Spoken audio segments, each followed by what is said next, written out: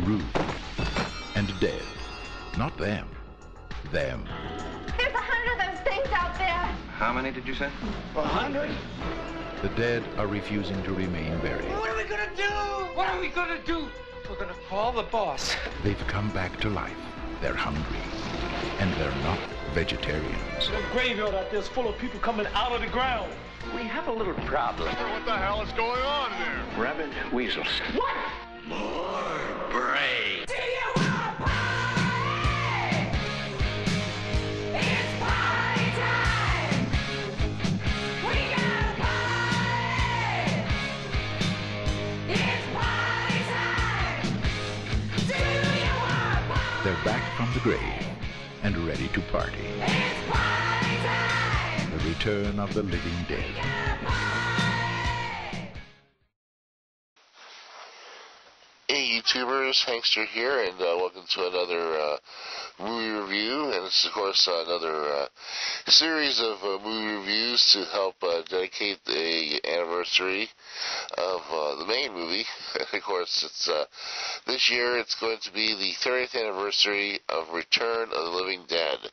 This series started, of course, in 1985 and lasted until about 2005. Supposedly, with the simultaneous release of the last two movies, 4 and 5. Of course, 2 came out in 1988, and 3 came out around 1993-94. And we're going to be doing a review on each movie, but we're going to start off here with The Return of the Living Dead, directed by Daniel Banyan, and featuring stars like Clu Gallagher, James Karen, Tom Matthews, Brian Peck, Linnea Quigley, and Alan Trotman as the Tar Man. Now, of course, this basically started a different branch of the zombie movie genre, being that up to this point, most zombie movies was connected to the George Romero formula of mindless armies of zombies going around eating the flesh of the living, pretty much like you see every week on The Walking Dead. Not much else out there. So, there are a few differences here and there with voodoo zombies being controlled by priests and priestesses of the voodoo cult and all, but outside of that, not much different. So this one basically changed things. Now, ironically enough, this movie was supposed to be, and it's still basically considered by most people, if you don't know, is a legitimate second follow-up to Night of the Living Dead. Now, even though George Romero has usually been given full credit for the start of the series, for his own series, which of course started with Night of the Living Dead, there was another person involved named John Russo. And John Russo, after the mild success of the original when it first came out, it was decided that both Russo and Romero should part and create no movie companies and would give each other permission to make more Living Dead movies. And, of course, George Romero would later go out and make Dawn of the Dead, Day of the Dead, Land of the Dead, and those other two movies that came out a few years ago. Joe Russo decided to start off his own series of movies called Return of the Living Dead. Now, of course, his original concept for the movie had basically was not connected to the one that was actually made. Just interesting concepts. And of course, if you really want to know more, you can check out the main documentary movie that features all three of the original movies of the Return series. It's called More Brains. It's narrated by Brian Peck, who of course played Scuzz in the original movie. He of course also would have roles in the other two. So, but just go out and get out this special DVD talking about the first three movies, as well. As I said, Brian Pegg played Scuzz.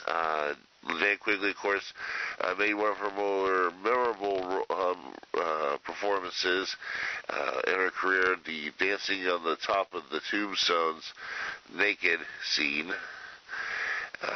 in this movie, as well as being attacked by zombies and becoming one herself. There's another difference between this and the other movies. Now, as you know, in the George Romero movies, if you got bitten by a zombie and at least escaped, of course, you would slowly become one.